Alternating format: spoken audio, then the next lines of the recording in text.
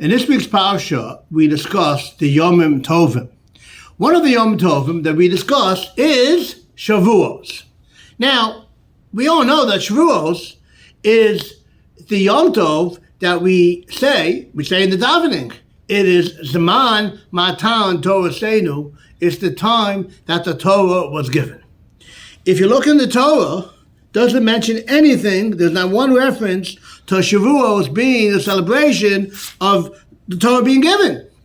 What does it say? It talks about Pesach at length, and then it says you have the mitzvah of Sfiras HaOmer, counting the Omer, the 49 days. The 50th day is going to be Shavuos. But it doesn't mention anything about Shavuos being the time of the celebration of the giving of the Torah. Why is that? The Kli Yakar, Refaim Luncheons, one of the classic commentators on the Chumash, says a beautiful answer, and that is, if the Torah would say, this is the day that we celebrate the giving of the Torah, then that would show that, during this time we celebrate the Torah. The rest of the year, you can do what you want. We're not so much into the Torah.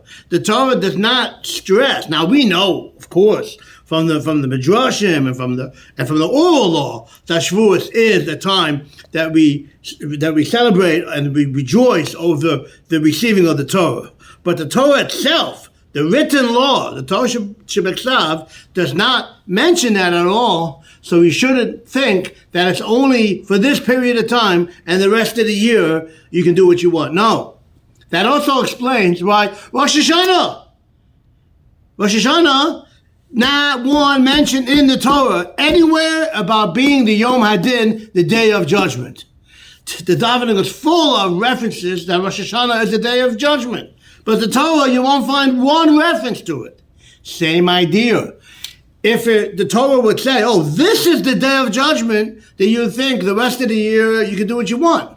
So of course we know it is the day of judgment. But the Torah itself doesn't say it. It only hints to it to teach us that every day we should treat like a mini Rosh Hashanah. Every day we should do tshuva. Every day we should scrutinize our deeds, and not to say that the rest of the year you can do whatever you want, and then on one day a year you do tshuva. No, the whole year a person should act like it's Rosh Hashanah and do tshuva the entire year. Shabbat Shalom.